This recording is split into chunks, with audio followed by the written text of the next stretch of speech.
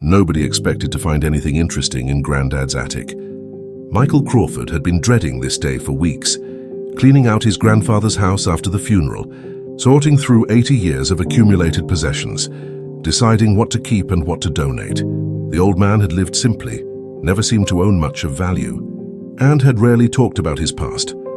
Michael climbed the narrow stairs to the attic of the terraced house in Coventry, dust motes dancing in the afternoon sunlight that filtered through a grimy window. Cardboard boxes lined the walls, most labeled in his grandmother's neat handwriting. Christmas decorations, Michael's school photos, kitchen items. Standard family storage that held no surprises. But in the far corner, partially hidden behind a stack of old furniture, was something different. A wooden crate, military-looking with no label. Michael had never seen it before, despite visiting his grandfather every Sunday for 25 years. The crate was heavier than it looked. As Michael dragged it toward the light, he noticed stenciled markings on the side. WO 1944, and below that, barely visible, classified Do Not Destroy. Michael's grandfather, William Crawford, had died 3 weeks earlier at age 99. To his family, he'd been a quiet man who worked at the Coventry car plant for 40 years, never spoke about the war, and spent his retirement tending a small garden and reading mystery novels. He'd been gentle, unassuming, the sort of grandfather who helped with homework and never raised his voice. The lock on the crate was old but solid. Michael had to fetch a crowbar from his grandfather's tool shed, feeling oddly guilty about forcing open something the old man had obviously wanted to keep secure. When the lid finally came off, Michael's breath caught. Inside were things that belonged to a different man entirely. A military uniform carefully preserved, with paratrooper wings and insignia he didn't recognize. A pistol, still wrapped in oilcloth. Maps of French coastline marked with handwritten notes. Photographs of men in combat gear, their faces blackened with camouflage paint. But it was the documents that made Michael sink onto an old chair, his hands trembling as he read. Operation Neptune, Beach Reconnaissance Unit 7, Lieutenant William Crawford commanding. Classification most secret, eyes only. His gentle grandfather had been a lieutenant in something called Beach Reconnaissance. On D-Day, Michael had never heard a word about any of this. The next document was a commendation, signed by someone called Admiral Ramsey, for exceptional courage in the face of enemy fire during pre-invasion reconnaissance operations.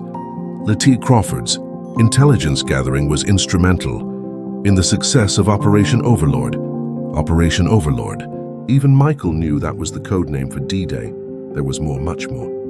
A detailed mission report in his grandfather's careful handwriting, describing nighttime landings on German-occupied beaches, mapping defensive positions, and marking obstacles for the invasion forces. Maps showing German gun emplacements along the Normandy coast.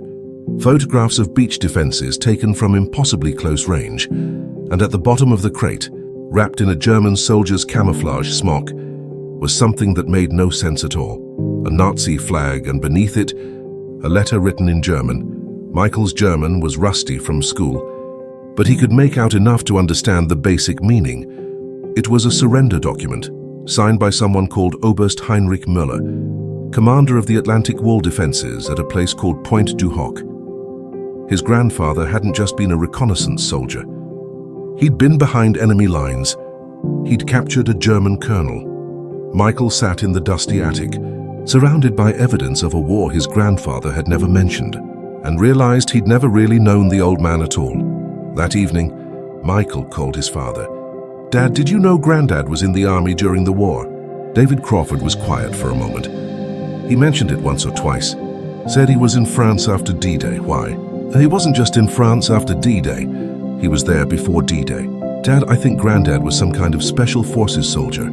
I found a whole crate of stuff in his attic. Military documents, weapons, photographs. There's a letter here from Admiral Ramsey commending him for courage under fire. Silence on the other end of the line. "Dad, are you there?" Admiral Ramsey was the naval commander for D-Day, David said slowly. "If your grandfather had a letter from him, there's more. Maps, photographs of German defenses, mission reports. Dad, I think Grandad was one of the soldiers who went ashore before the invasion to scout the beaches. There's documentation here about something called Beach Reconnaissance Unit 7. Another long pause. Your grandfather never talked about the war, David said finally. Never. I asked him about it once when I was a teenager, and he just said some things were better left in the past. I assumed he'd seen some fighting and didn't want to remember it. This is more than just seeing some fighting. There's stuff here that suggests he was behind enemy lines for weeks before D-Day. And Dad, there's a German surrender document with Grandad's signature on it. Michael could hear his father moving around, probably sitting down. Michael, bring those documents here tomorrow. I think we need to understand what your grandfather really did during the war.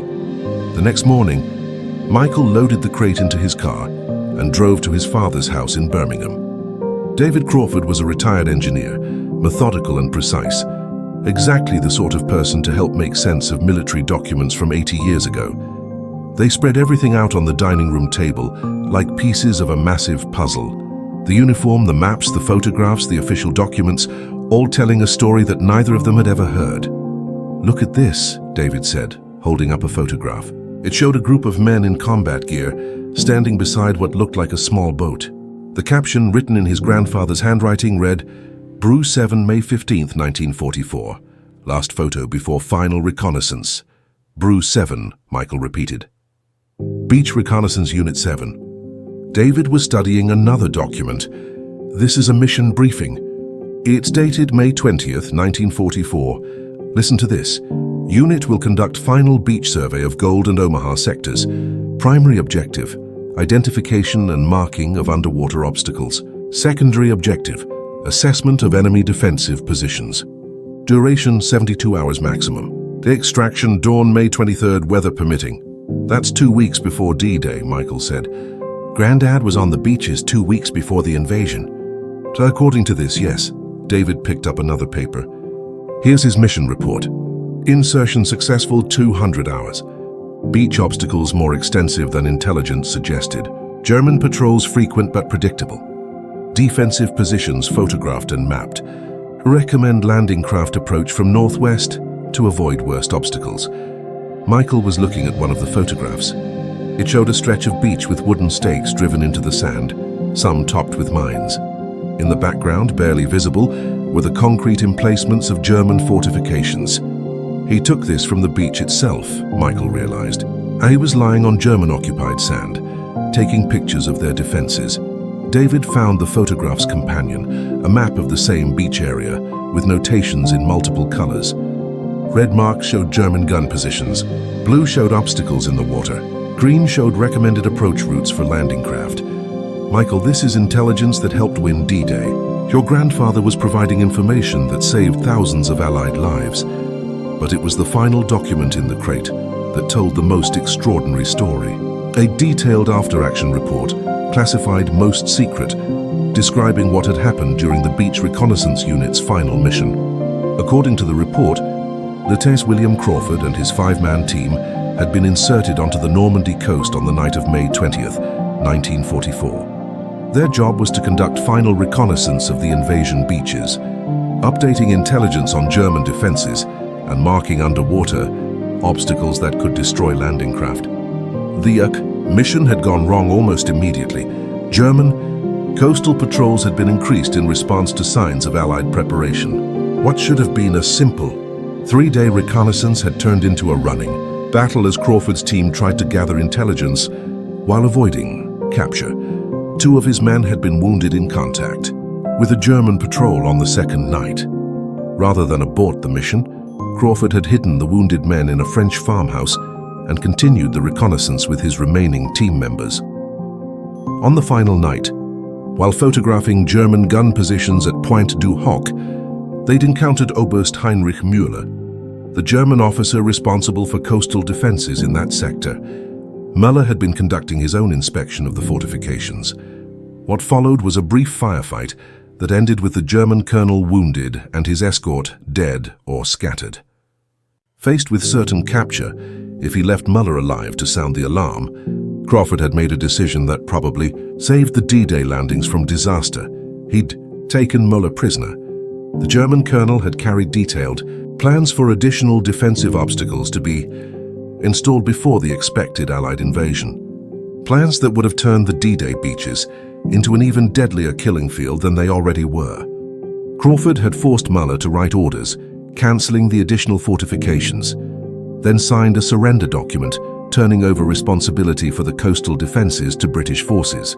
It was an audacious bluff. One wounded German colonel obviously couldn't surrender the entire Atlantic Wall, but it had worked long enough for Crawford's team to complete their mission and escape. The intelligence they brought back had been instrumental in the success of Operation Overlord. The photographs and maps had allowed Allied planners to route the landing craft around the worst obstacles. The captured German plans had revealed last-minute defensive preparations that could have devastated the invasion forces. "Dad," Michael said quietly, "Grandad wasn't just a soldier, he was a commando. He was behind enemy lines for weeks, gathering intelligence that helped win the war." David was holding the German surrender document, staring at his father's signature at the bottom, and he never said a word about it. 40 years I knew him as my father-in-law, and I thought he'd been a mechanic or something during the war. Michael looked around the dining room table, covered with evidence of heroism that had remained secret for 80 years. Why didn't he tell anyone? "This is incredible stuff. He was a war hero." "Maybe that's exactly why he didn't talk about it," David said. "Look at this." He held up another photograph, this one showing 2 graves marked with wooden crosses. The caption read, "Johnson and Davies, KIA, May 22, 1944. Good men." 2 of his team died, Michael realized. Maybe he didn't feel like a hero. Maybe he felt like the man who got his soldiers killed. They spent the rest of the day going through every document, every photograph, building a picture of William Crawford that bore no resemblance to the quiet grandfather they'd known. Here was a man who'd volunteered for one of the most dangerous jobs in the most dangerous war in history, who'd spent weeks behind enemy lines, gathering intelligence that saved thousands of lives, who'd bluffed a German colonel into surrender and escaped with secrets that changed the course of D-Day. "We have to tell this story," Michael said finally. "People need to know what he did." "But how?" David asked. "He's been dead for 3 weeks. There's no one left to verify any of this." Michael pulled out his phone. "There are historians who specialize in D-Day, military archives. Someone will be able to confirm whether Beach Reconnaissance Unit 7 really existed, whether these documents are authentic. And if they are, then Grandad gets the recognition he deserved 80 years ago." 3 days later, Michael was sitting in the office of Dr. Sarah Henderson, military historian at the Imperial War Museum in London. He'd driven down with a selection of the documents, unsure what to expect. Dr. Henderson had been studying the papers for an hour, occasionally looking up reference materials or consulting with colleagues. Her expression had grown increasingly amazed as she worked through the collection. "Mr. Crawford," she said finally, "what you've brought me is extraordinary. Beach reconnaissance units were among the most classified operations of the entire war. We have almost no first-hand accounts of their activities because most of the documentation was destroyed after the war. So these are authentic? Without question. The paper, the ink, the official stamps, even the writing style. Everything is consistent with genuine 1944 military documents. But more than that, the intelligence contained in these reports fills gaps in our understanding of D-Day planning that historians have been trying to piece together for decades." Dr. Henderson held up one of the maps.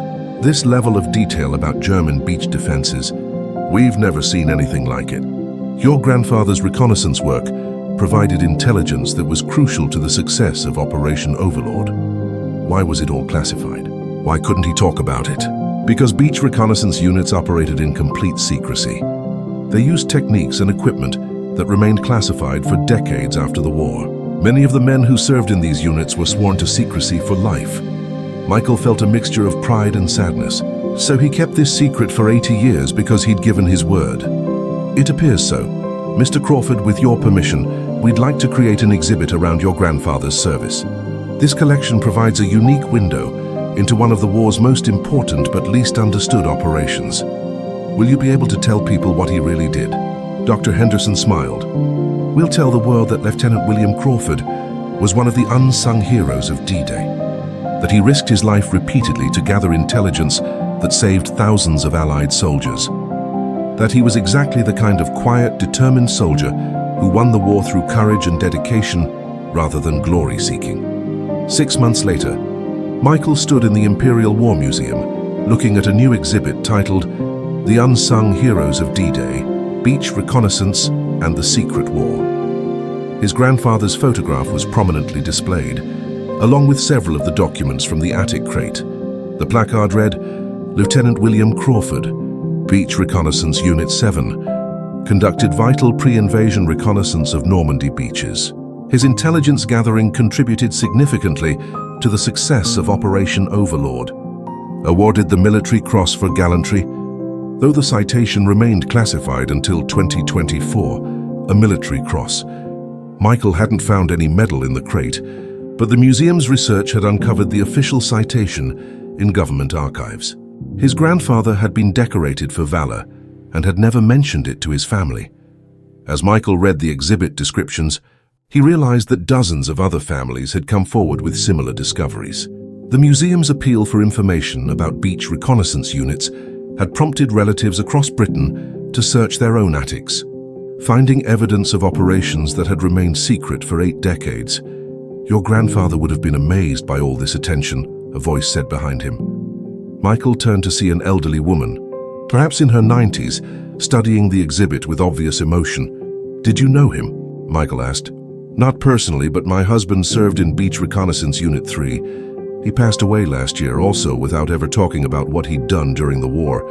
When I saw this exhibit announcement, I realized there were others like him." She gestured toward another display case. "That's my husband's mission report. Turns out he was on the beaches at Utah sector, while your grandfather was at Golden Omaha.